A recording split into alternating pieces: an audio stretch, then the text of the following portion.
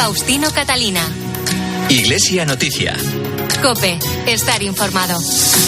Saludos, muy buenos días en este domingo 14 de enero de 2014. Son las 8:30 de la mañana y llega el momento de acompañarles con la actualidad religiosa de estas jornadas en el informativo Iglesia Noticias. Será hasta las 9 de la mañana, la hora de la Santa Misa, aquí en la cadena COPE, hoy con Fernando de la Fuente en el control de sonido y con algunas informaciones que ya les adelanto en titulares.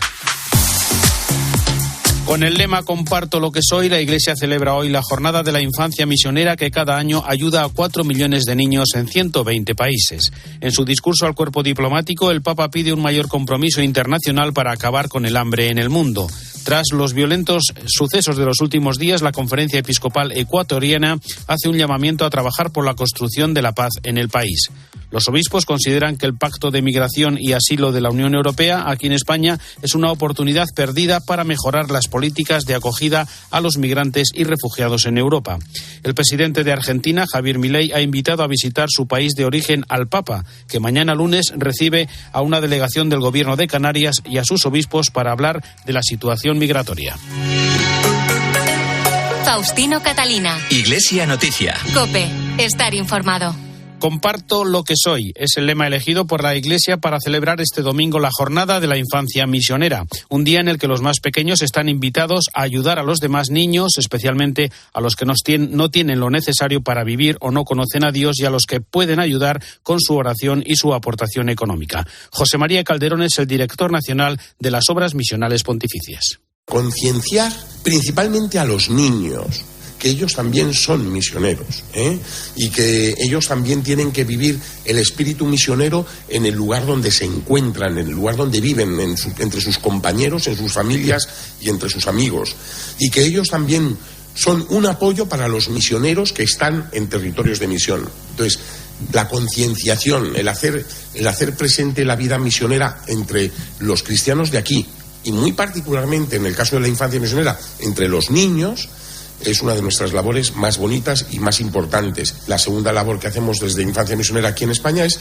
concienciar a todos, también a los adultos, de que hay que ayudar económicamente a los misioneros. Pues con la ayuda que reciben los misioneros proporcionan educación, salud y formación cristiana a más de 4 millones de niños en 120 países a través de 2.500 proyectos, con España a la cabeza de la recaudación. José María Calderón. El año pasado en el mundo se recaudaron más de 12 millones de euros que se repartieron en proyectos de todo tipo, proyectos de evangelización y de educación cristiana, pero también de formación humana, de formación intelectual para niños, para jóvenes, también en temas de salud, y luego pues en sitios como leproserías para niños o orfanatos. Ahí están los misioneros católicos que están llevando el evangelio no solamente con su palabra, sino con su testimonio de vida, con su entrega, con su generosidad, con su servicio, ¿no?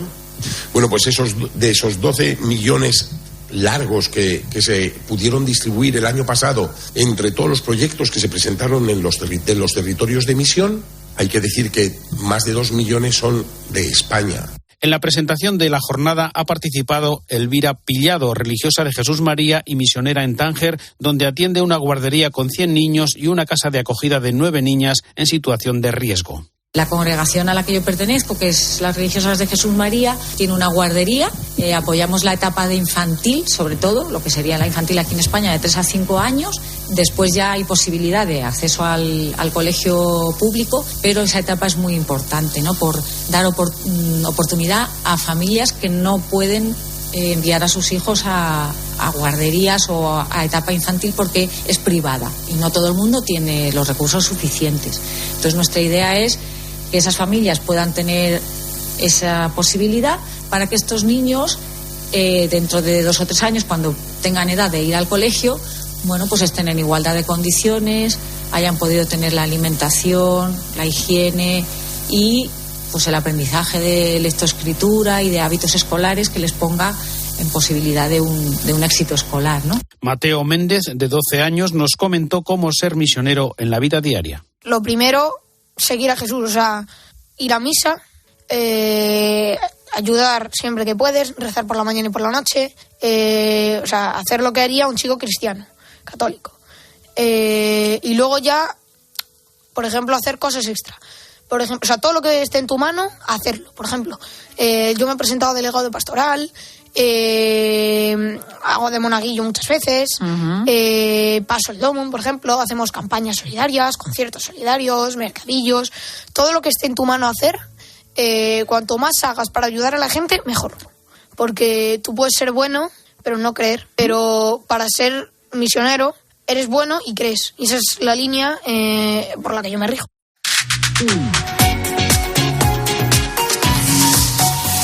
El Papa Francisco recibirá mañana lunes en audiencia a una comisión formada por los 3 obispos de las dos diócesis del archipiélago canario, Canarias y Tenerife, junto a 4 máximos representantes del gobierno insular.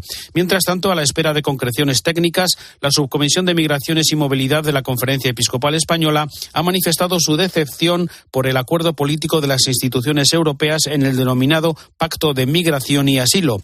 Los obispos consideran que es una oportunidad perdida para mejorar políticas y leyes vigentes en la acogida y protección de migrantes y refugiados en Europa. José Melero, buenos días. Buenos días. Los obispos de la Subcomisión de Migraciones consideran que el pacto se centra más en el control de las fronteras que en la persona. Por ello, ven preocupante algunas prácticas que pretenden legitimar el pacto europeo, como la detención de niños a partir de los 6 años, permitir una solidaridad a la carta entre países o destinar dinero a los gobiernos de terceros países sin garantías de que en ellos se respeten los derechos humanos. En la nota, los obispos reclaman a la Unión Europea promover otras medidas más eficaces que ya anteriormente había explorado la propia Iglesia y otros actores sociales, como tomar medidas que eviten las guerras y hambrunas para que no se produzca el efecto salida. Además, piden no agitar el miedo a los migrantes con fines electoralistas y luchar contra las mafias en favor de una migración legal, segura y ordenada a través de los corredores humanitarios. La Comisión Episcopal para la Educación y la Cultura ha publicado el programa final del Congreso La Iglesia en la Educación, que tendrá lugar el 24 de febrero aquí en Madrid. Contará, entre otros, con las intervenciones del prefecto del Dicasterio para la Cultura y la Educación, el cardenal José Tolentino de Mendoza, el director del programa de Maestría en Política Educativa Internacional de la Universidad de Harvard, Fernando Reimers, y la catedrática emérita de Historia de la Educación de la Universidad de Sevilla, Consuelo Flecha. Unas intervenciones que presentarán 3 miradas de elogio a la educación por su contribución a la construcción social y al bien común. Sus intervenciones llegarán después de que durante la mañana de esa jornada se celebren encuentros sobre los 9 ámbitos temáticos del ámbito educativo en los que la Iglesia está presente. Iglesia Noticia. COPE. Estar informado. Lambert vivía con miedo hasta que ha encontrado seguridad en la parroquia en Ruanda. Sarat trabaja en una tetería en India y ahora puede estudiar. José ha hecho su primera comunión en la selva amazónica de Ecuador. Sin el trabajo de los misioneros, nada de esto hubiera ocurrido. Infancia Misionera apoya cada año a 4 millones de niños. ¿Te sumas? 14 de enero, Jornada de Infancia Misionera. Colabora. UMAS, mutua especialista en seguros para el sector educativo. Ofrecemos una solución integral para los colegios y guarderías. Daños patrimoniales, responsabilidad civil, accidentes de alumnos. Más de 1.400 centros ya confían en nosotros. Visítanos en umas.es. UMAS, más de 40 años de vocación de servicio. Iglesia Noticia. COPE. Estar informado. Comenzamos ahora en Iglesia Noticia el repaso a la actualidad internacional en el Vaticano. Allí el Papa ha pedido evitar las polarizaciones ideológicas y un mayor compromiso de la comunidad internacional con el derecho humanitario para acabar con el hambre en el mundo. Lo dijo en el discurso al cuerpo diplomático acreditado ante la Santa Sede, en el que Francisco repasó algunos conflictos y guerras que asolan el mundo, al tiempo que demandó la prohibición universal de la maternidad subrogada.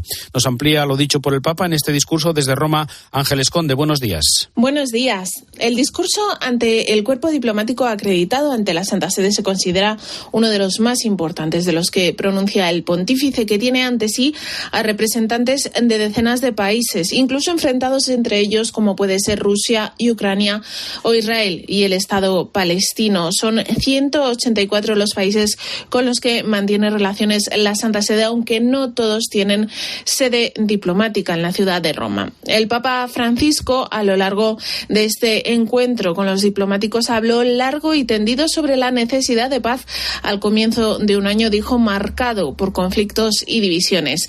En este camino hacia la paz, insistió, es importante respetar la vida humana, algo que para el Papa no sucede en el caso de la maternidad subrogada. Vamos a escuchar a Francisco. Considero deplorable la práctica de la llamada maternidad subrogada, que ofende gravemente la dignidad de la mujer y del niño. Un hijo es siempre un don y nunca el objeto de un contrato. Por ello, hago un llamamiento para que la comunidad internacional se comprometa a prohibir universalmente esta práctica. Porque esta maternidad subrogada, denunció el Papa, se basa en la explotación de la situación de necesidad material de la madre. Lamentó además el pontífice que especialmente en Occidente se difunda la cultura de la muerte, que en nombre de una falsa compasión descarta a los niños, los ancianos y los enfermos. El discurso del Santo Padre fue largo y, como es habitual, hizo un repaso por los conflictos y guerras abiertas en el mundo. Oriente Medio, como no pudo ser de otra manera, estuvo en el centro de sus preocupaciones. Volvió a repetir el Papa su condena por la masacre perpetrada por Hamás el 7 de octubre y también por cualquier forma, dijo, de terrorismo y extremismo. Al mismo tiempo lamentó la gravísima situación humanitaria en Gaza, por eso llamó a un alto el fuego en todos los frentes. Pidió que la población palestina reciba las ayudas humanitarias necesarias y que los hospitales, las escuelas y los lugares de culto cuenten con la protección que haga falta. Insistió el Papa en que la comunidad internacional debe contribuir a encontrar una salida a la situación basada en la solución de los dos estados, uno israelí y uno palestino. El Papa Francisco también mencionó los 2 años de guerra rusa contra Ucrania. Asimismo, mostró su preocupación el Papa por el auge del antisemitismo en los últimos tiempos y recordó que en el mundo unos 360 millones de cristianos padecen persecución por el mero hecho de serlo, en mayor o menor grado, como sucede, dijo, en Nicaragua. También sobre algunas novedades de este discurso de Francisco al cuerpo diplomático nos llega desde Roma el comentario de Antonio Pelayo. Buenos días. Buenos días, Faustino. No es nada fácil señalar los puntos salientes o novedosos en un discurso tan largo y denso como el que pronunció el lunes pasado Francisco ante el cuerpo diplomático acreditado ante la Santa Sede. Difícil, pero lo vamos a intentar. El Papa no podía dejar de reconocer la importancia que se merece la dramática situación creada en Israel y Palestina. Condenó el ataque terrorista perpetrado por Hamás y al mismo tiempo la fuerte respuesta militar israelí que ha traído la muerte de decenas de miles de palestinos, en su mayoría civiles.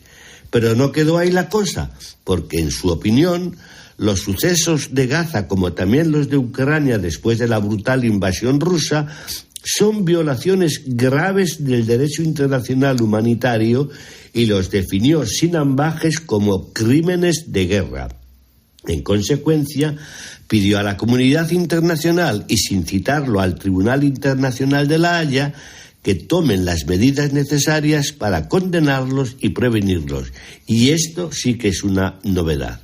En otro orden de cosas, consideró deplorable la práctica de la llamada maternidad subrogada, que ofende gravemente la dignidad de la mujer y del niño, porque un hijo, dijo, es siempre un don y nunca el objeto de un contrato.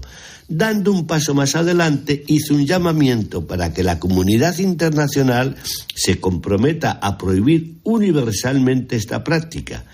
Y aunque Bergoglio ya había condenado los úteros de alquiler, nunca había pedido su prohibición. Sería muy triste que la comunidad internacional no acogiese estos dos llamamientos papales, pero en todo caso es tarea de la Santa Sede y del Papa ser una voz profética en un mundo dominado por intereses bastardos y suicidas y lanzar una llamada a la conciencia de la humanidad. Desde Roma les ha hablado Antonio Pelayo.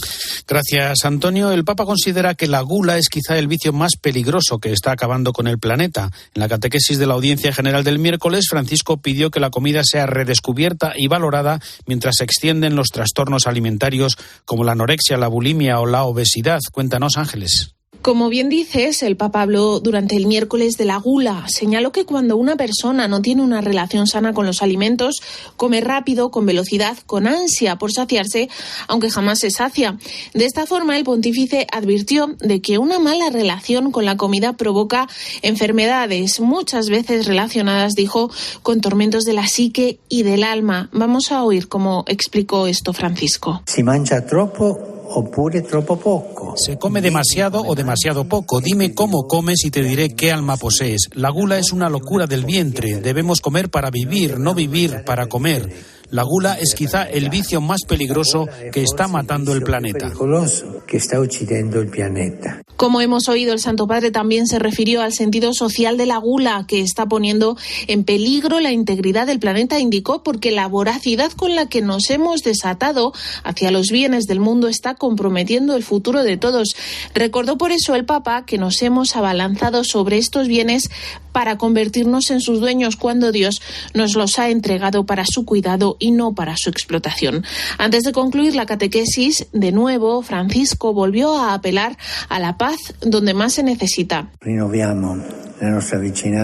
Renovemos nuestra cercanía con la oración a la querida población ucraniana, tan probada, y a cuantos sufren el horror de la guerra en Palestina y en Israel, como en otras partes del mundo. Recemos. Tras el largo ciclo de catequesis sobre la evangelización y el celo apostólico, el Papa ha comenzado un nuevo ciclo de catequesis, en esta ocasión sobre los vicios y virtudes.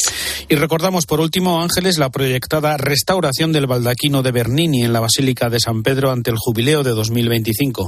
10 meses se van a emplear para restaurar esta majestuosa obra de arte que nos da la bienvenida en el altar de la Basílica de San Pedro. El motivo de la empresa es el jubileo de 2025 y el cuarto centenario de la dedicación de la nueva Basílica Vaticana, que tuvo lugar en 1626 bajo el pontificado de Urbano VIII Barberini. Los genios Bernini y Borromini dejaron de lado sus rivalidades para crear este baldaquino que pesa 63 toneladas y mide más de 28 metros, una altura de casi 10 plantas. La limpieza y restauración del monumento comenzará a mediados de febrero y se prolongará hasta diciembre, poco antes de la apertura de la Puerta Santa. La última restauración en profundidad se produjo hace más de 250 años y por ello, explican desde el Vaticano, es importante proceder con sumo cuidado para preservar el dorado bronce de la obra y sus mármoles. Se van a emplear unas 6.000 fotografías hechas con drones para restaurar al detalle el baldaquino, que estos meses estará cubierto con andamios que, sin embargo, destacan desde el Vaticano, no impedirán el normal desarrollo de las ceremonias que tengan lugar en el altar mayor de la Basílica de San Pedro. Gracias, Ángeles. Las conferencias episcopales de Francia y Portugal han expresado su unión con el Papa ante la declaración que permite la bendición de parejas en situación irregular. Mientras tanto, los obispos africanos han pedido a Francisco continuar con la reflexión sobre este documento y con la libertad de cada obispo en su diócesis, con el fin de evitar confusiones entre los fieles. Por otra parte, la Conferencia Episcopal Ecuatoriana ha condenado la violencia de los últimos días, animando a los hombres y mujeres de buena voluntad a que encuentren la fortaleza necesaria para que el país vuelva a ser un lugar de paz. David de la Torre es el secretario de la Conferencia Episcopal de Ecuador.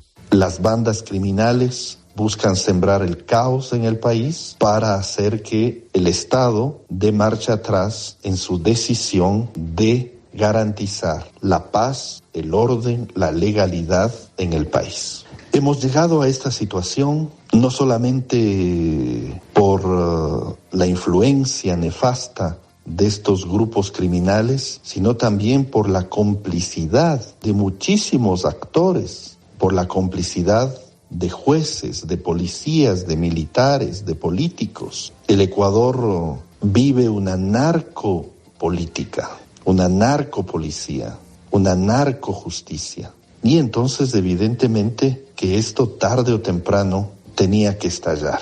También el obispo del Vicariato Apostólico de Puyo, el burgalés Rafael Cobb, ha lamentado la ola de violencia e inseguridad que está sufriendo Ecuador. Ha enviado un mensaje en el que afirma que aunque hay fuerzas que propician los enfrentamientos y la desestabilización del país, la violencia no prevalecerá y el pueblo ecuatoriano unido será capaz de vencer el mal.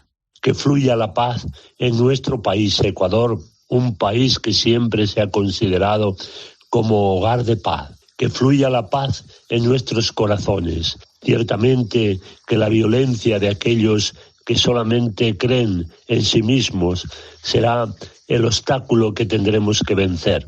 También nosotros sabemos que la violencia no prevalecerá, sino que verdaderamente el pueblo del Ecuador unido será capaz de vencer el mal, de vencer también las fuerzas que destruyen y quieren que nos enfrentemos para que verdaderamente haya la desestabilización en un país.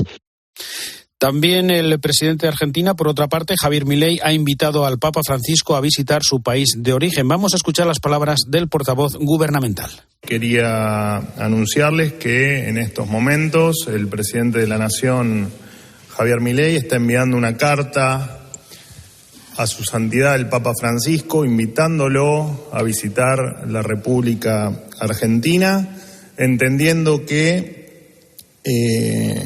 su presencia y su mensaje van a contribuir a la unidad de todos y nos va a dar la fuerza colectiva necesaria para preservar la paz, trabajar en prosperidad y en el engrandecimiento de nuestra patria.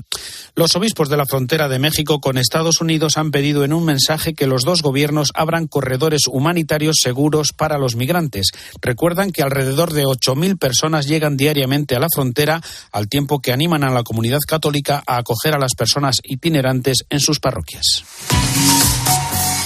Esta semana se han cumplido 75 años del primer cursillo de cristiandad de la historia, que se celebró del 7 al 10 de enero de 1949 en Mallorca, con una nueva propuesta evangelizadora para que cualquiera pudiese conocer y vivir lo esencial del ser cristiano en toda su intensidad. Durante estos 75 años, más de 300.000 personas se han encontrado con Cristo a través de los 11.000 cursillos que se han celebrado en España desde su origen, gracias a este movimiento presente en 57 diócesis. En COPE hemos contado el testimonio de Santi Jiménez. Su mujer, Elena, falleció hace justo un año y los cursillos le ayudaron a llevar la enfermedad que ella sufría y a superar su pérdida. Está diseñado por el Espíritu Santo, que fue el que se encargó de desarrollarlo poco a poco, de que salió un grupo de jóvenes de Mallorca, para que desde que tú te apuntas, todo se vuelca en que tú tengas un encuentro con el Señor. Se pone en marcha la oración, se pone en marcha el equipo de dirigentes que te va a acompañar hasta que tú vives tu experiencia del cursillo, que yo con la gente que invito me apuesto una cena siempre. Si no les gusta te invito donde quieras, si te gusta me invitas tú y siempre les gano yo, porque es una experiencia profunda, viva, que te da la vuelta como un calcetín. La Comunidad de San Egidio de Madrid ha hecho un llamamiento urgente para la donación de mantas en buen estado para entregarlas a personas sin hogar que pernoctan en las calles en estos días de frío intenso. José Melero. Las mínimas apenas superan los 0 grados estos días de enero en Madrid. Dormir en la calle en estas condiciones es sinónimo de jugarse la vida para muchas personas que arrastran distintos tipos de enfermedades. De ahí que San Egidio complemente su ayuda habitual de cenas calientes y acompañamiento con la entrega de mantas, que en muchos casos pueden salvar vidas. Tíscar Espigares es la responsable de San Egidio. Entendemos que hay que complementar, ¿no?, esta ayuda con el calor de una manta, no solamente el calor de la amistad, el calor de la cena caliente que llevamos cotidianamente, pero una manta puede significar salvar una vida directamente, ¿no? Buena parte de los beneficiarios de esta campaña invernal de San Egidio son los sin techo que pernoctan en la zona conocida como la Almendra Central de Madrid, que comprende distritos como El Retiro, Salamanca, Chamartín o Chamberí. La cifra es una cifra que tiene que movernos a hacer algo, ¿no? No es admisible que en una capital europea como Madrid pues todavía tengamos a tantas personas que no tienen ni siquiera un techo bajo el que guarecerse en estas noches de invierno. Espigares ha alertado que aunque es poco frecuente, todavía encuentran familias con niños en la calle, sobre todo entre los migrantes que esperan asilo. Porque, bueno, por fortuna, los servicios sociales, el SAMO social, etcétera, pues en cuanto hay un menor, ¿no?, implicado en esta situación de vulnerabilidad, pues responden con más prontitud, claro. Los interesados en participar en la donación de mantas, la recogida se realiza en la iglesia Nuestra Señora de las Maravillas, en la calle 2 de Mayo de Madrid, los lunes y martes de 11 a 1 de la tarde y el resto de días de 6:30 a 8 de la tarde. Y nos acercamos ahora hasta Toledo para conocer las últimas novedades sobre el espectáculo nocturno Lumina, la primera de las iniciativas del 8º centenario de la Catedral Toledana, semana, junto a otras programaciones en marcha de cara a 2026, que nos cuenta desde COPE Toledo Sergio Sánchez. Lumina Catedral de Toledo ha sido el primer acto que se ha llevado a cabo y ha sido todo un éxito. Nos lo explica el deán de la catedral, Juan Pedro Sánchez, que no solo han tenido un lleno absoluto, sino que además han ampliado pases. Los pases hasta enero que teníamos abierto están cubiertos todos. Hemos tenido que ampliar, ya hemos abierto para febrero y marzo para que se puedan apuntar. 2024 va a ser un gran año para la Catedral Primada de Toledo. Van a comenzar más actos como la Vuelta de la Lira de Toledo, el Balcón de la Reina y algunas restauraciones, entre ellas la antesala capitular, la escultura de El Transparente y la restauración de la fachada sur de la Catedral. Milagros Tolón es la delegada del Gobierno de Castilla-La Mancha. Por obra de emergencia, el Ministerio de Cultura dio a la Catedral 900.000, en torno a 900.000, 1 millón de euros. Y queda pendiente la fachada sur. Tengo muchísimo interés que haya una ayuda importante. Además de todo esto, Faustino, Lumina Catedral de Toledo se va a promocionar en la famosa Feria de Turismo Internacional de Fitur, en Madrid, lo que hará que se llenen todavía más todas las plazas. Quedan 2 años, eso es cierto, para que la catedral cumpla 800 años, pero van a ser 2 años llenos de experiencias únicas y mágicas que sirven para evangelizar y llevar la fe a esta catedral, una de las más importantes del país. Otra catedral, la de Mallorca, da un nuevo paso con la reforma que permite disfrutar de algunas de sus más destacadas obras desde el punto de vista litúrgico, cultural, histórico y artístico. COPE Mallorca, Cristina Requena. Después de más de 40 años de la última intervención museográfica, la Catedral de Mallorca ha decidido renovar 3 salas que constituían el museo capitular para actualizarlas con un nuevo discurso. La sacristía dels Vermells está planteada como un espacio donde se hace visible la historia de la catedral desde su fundación, pasando por su dedicación a la Virgen María o su función litúrgica a través de las piezas de uso eucarístico. El visitante pasa después a la sala capitular gótica, donde se explica la encarnación de Jesús a través de los santos representados en la colección de pintura gótica. Acaba en la sala capitular barroca, que expone la celebración de la fe a través de la redención, la veneración de las reliquias y la implicación de la Iglesia a través de los sacramentos, con piezas relacionadas. Marta de Castro es técnica de gestión cultural de la catedral. Todo el proyecto se ha llevado a cabo siguiendo las líneas y los recursos museográficos que están presentes en el Museo de Arte Sacro de Mallorca. Con esto lo que se pretende es que los 2 espacios sean complementarios y queden conectados, para que así todos los visitantes puedan tener un conocimiento muchísimo más amplio de nuestro templo y de toda su historia. A pesar de los cambios, se mantendrán expuestas algunas de las obras más emblemáticas de la colección, como son la Custodia Mayor, los Rimonim o los candelabros barrocos. La institución teresiana, fundada por San Pedro Poveda y presente en más de 30 países de Europa, África, Asia y América, celebra estos días los 100 años transcurridos desde que en 1924 recibió el reconocimiento de la Iglesia Universal con un breve del Papa Pío XI. María Rita Martín Artacho es la vicedirectora de la institución teresiana.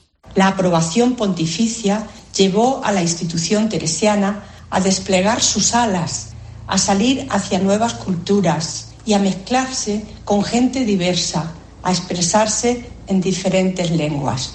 Hoy la institución se siente urgida a compartir su carisma, porque sabe que en su interior alberga un tesoro y se siente llamada a comunicarlo.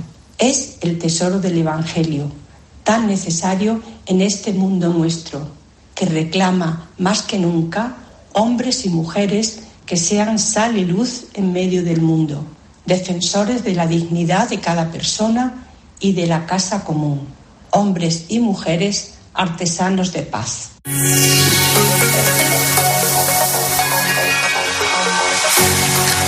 Hasta aquí el informativo Iglesia Noticia. Ha sido el programa 1863. Volveremos el próximo domingo. Hasta entonces, un saludo de Faustino Catalina.